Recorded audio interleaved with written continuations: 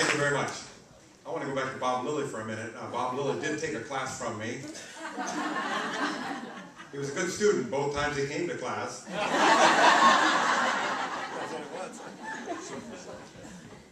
Bob didn't listen to me very well when he went to Cal Poly. He was that close to becoming an ag teacher. But something tempted him to go the other way, and he became the ag commissioner. You think he teaches a lot of people as an ag commissioner? Say yes. Yes. You bet he does. He goes down to City Hall every day and tries to teach the people in our community a little bit more about agriculture. So Bob Lilly is a teacher in disguise, and we're really glad to have him as our Commissioner of Agriculture. And we're lucky to get him here to this conference because, as you know, January 1st, he's going to join the California Rare Fruit Growers, which he's been afraid to join since then. Anyway, Bob, it was nice to hear you talk, and congratulations on your retirement. I want to know what you people are doing not going to school today. How many of you people are missing class right now? Good. Tonight. Who's teaching your children while you're here? I have to take care of it.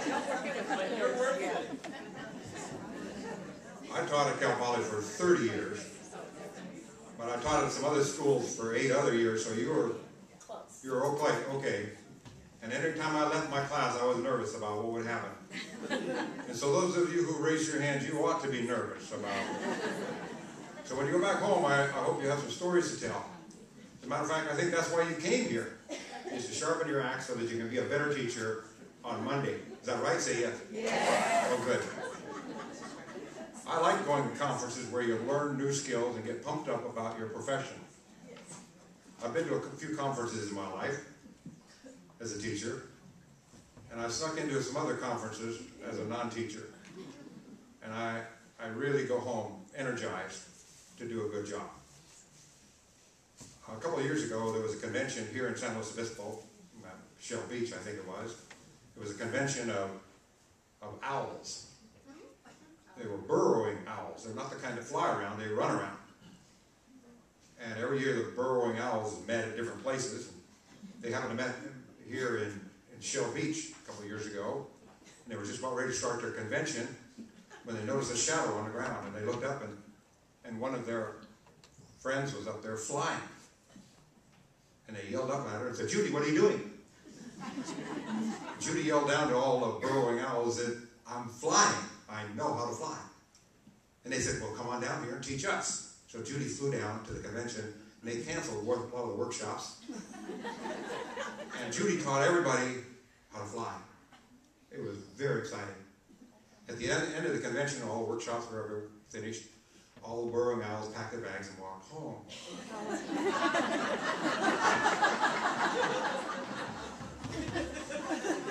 Some of you won't get that until you... I think the purpose of a conference, a professional conference, is to go and learn how to fly, and then fly. But that's not really true. I think what a conference allows you to do is fly or walk. See, the people that didn't come to the conference today, they only know how to walk. But you know how to fly and walk when you finish here on Monday, or Sunday, or whenever you want to go home. You can sit here. Enjoy our weather. Yeah, I think the more times you stop teaching and sharpen your axe and learn some new skills, the more you have to offer your kids. You can teach them how to fly. And that's pretty exciting. So I'm glad you ditched school today. If Monday is a better day than it would be if you hadn't come here. So go home and do a better job of teaching on Monday. Will you do that? Say yes. Yes. Oh, good. Thank you. Well, now I want to tell you a little bit about Ag Ambassadors at Cal Poly because they are pretty special people when I was going to Cal Poly. Many years ago, the recruitment and the public relations at Cal Poly for agriculture was done by the administrators and the teachers, the people with the neckties on and the old people. And we knew that the best recruitment tool we had was a happy freshman on Friday afternoon, not a bunch of administrators wearing neckties showing slides on a carousel tray.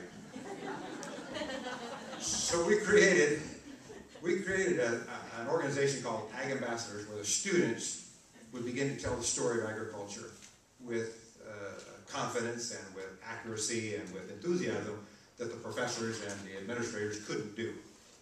And we taught those students how to behave with their Ag Ambassador shirt on, that they were representing the Dean's office and all the department heads and agriculture in general.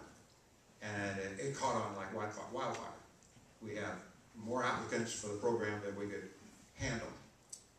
We have some Ag Ambassadors in this room right now who went through the program. Right, Stephanie? Yep. Right, Shannon? Do we have any other Ag Ambassadors in the room? Cal Poly type? San Luis Obispo type? Because something else happened. The Ag Ambassadors caught on fire at Cal Poly, and it also caught on fire at the community colleges in California and the state universities who offer agriculture, and then it went nationwide. That there were a lot of people who needed instruction on how to teach and how to communicate the story of agriculture to people with confidence and enthusiasm. And so every year we started putting on a little conference for Ag Ambassadors from other schools. And we had a couple of rules for those conferences, and one was you couldn't badmouth another school.